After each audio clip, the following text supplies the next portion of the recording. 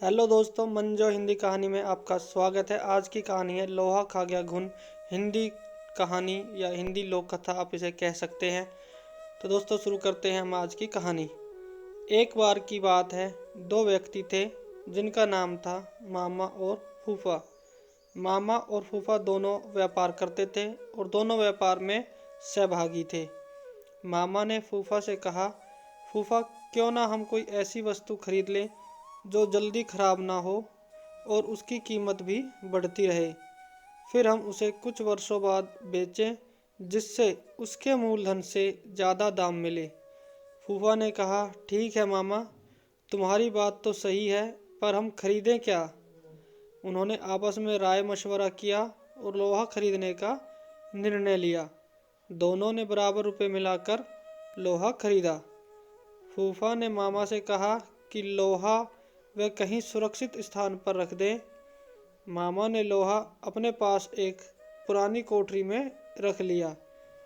कुछ दिन तो लोहा जस का तस रखा रहा, पर धीरे धीरे मामा के मन में लालच आ गया और मामा फूफा को बिना बताए लोहा बेचने लगा। काफ़ी दिनों बाद फूफा मामा के पास गया और बोला, मामा आज लोहे का भाव काफ़ी बढ़ गया है, जल्दी से वह लोहा निकालो, हम इसे बेचकर आते हैं। इस पर मामा बोला, फूफा लोहा तो अब कबाड़ घर में नहीं है, क्योंकि लोहे की तो घुन खा गया है।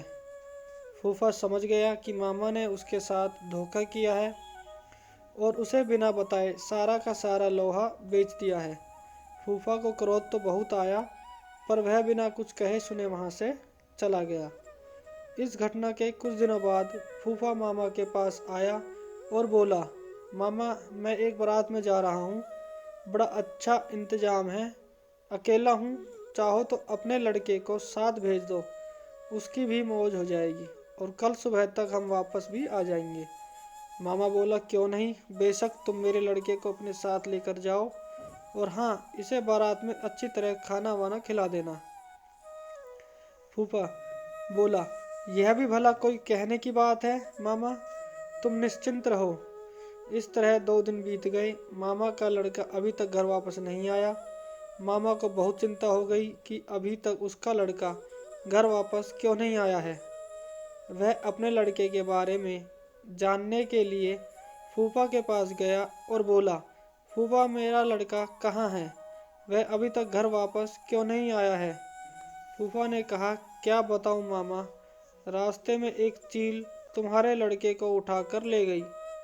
मामा बोला, ये कैसे हो सकता है भला? कोई चील 12 साल के लड़के को उठा कर ले जा सकती है क्या? सीधी तरह मेरा लड़का मुझे वापस करो, नहीं तो मैं राजा भीम के पास जाऊंगा। फूफा बोला, ठीक है मामा, चलो राजा जी के पास चलें, अब वही न्याय करेंगे। मामला वहाँ के राजा भीम के सामने पेश हुआ। राजा भीम ने सारी बात सुनी और आश्चर्यचकित होते हुए फूफा से कहा, देखो फूफा, तुम झूठ बोल रहे हो।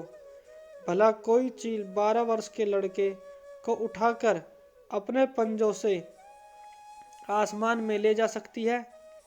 इस पर फूफा ने उत्तर दिया, कथा कहूँ कथावली, सुनो राजा भीम, लोहा को घुन खाए तो लड़का ले गया चील। इस पर राजा भीम सब समझ गए और उन्होंने मामा को आज्ञा दी कि वह फूफा का लोहा वापस कर दे और फूफा को कहा कि वह लड़के को मामा के पास वापस पहुंचा दे। तो दोस्तों, इस कहानी से आपको क्या सीखने को मिलता है कमेंट करके बताएं, और आपको वीडियो अच्छी लगी हो तो प्लीज़ लाइक करें और चैनल को सब्सक्राइब ज़रूर करें।